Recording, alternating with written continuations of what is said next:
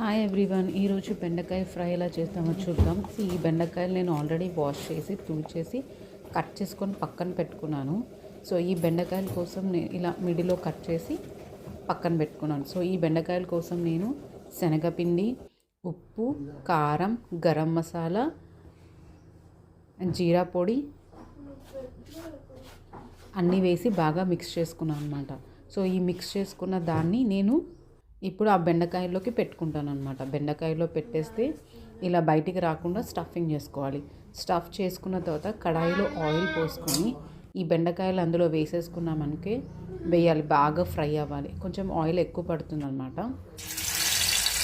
So ఇలా అన్ని బెండకాయలన్నీ ఇలా వేసేసుకొని బాగా ఫ్రై చేసుకోవాలి.